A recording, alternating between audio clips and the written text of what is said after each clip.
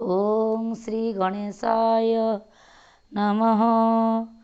ओम नमो भगवते वासुदेवाय। शिवपुराण प्रथम खंड।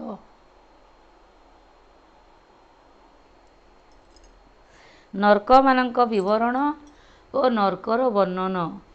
ऋषि उवाच।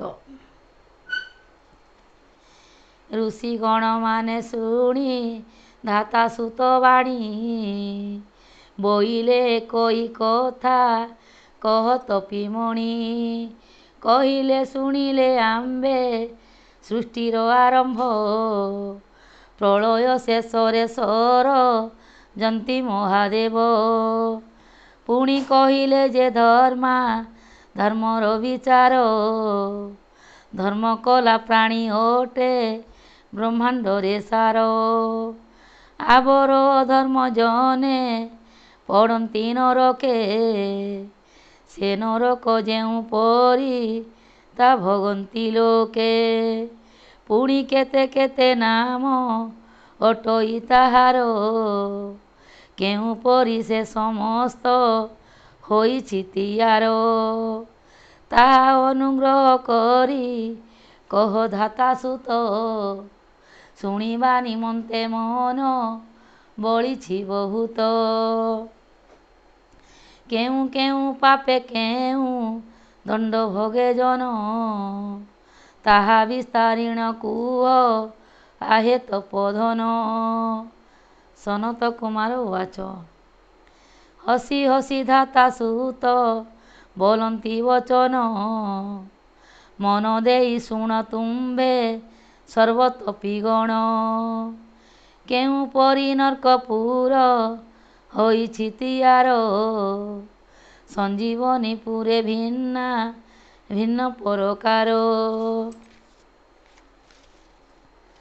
केउ पाप कले केउ दंड पापी जने। भोग करंती नरके केवल विधाने। ताहा गोटी गोटी मुई कहुछि विस्तारी। जेतिकी मातर जानी अछि बुझी करी। जेते नर्कमान संजीवनी पुरे। कहिबा दुसाध्य अटे मोहरी पक्षरे। तेबे प्रधान प्रधान केउ नर्कमान। ताहा अटे 84 शुण देई मन। कुंभीपाकर उरव मलमूत्र कुंड। अनल तपत आदि अश्रु मजा भाण्ड। कुर्मी शोणित आबर अन्यान्य बहुत। नरक कुंड रहिछि जमपुरे स्थित। एक एक कुंड मध्ये पचा मांस पुरी। दुर्गंध हुए नरक सारा सेहु भारी।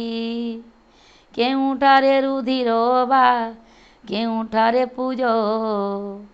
केउ कुंडे तप्त तैल हुई दहिर्ज। एही परि भावे बहु नर्क अछि तहि।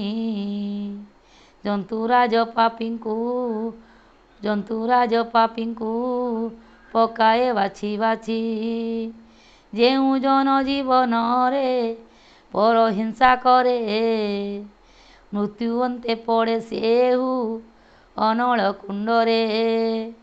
प्रज्वल शिखा विस्तारी धूँ धूँ होई।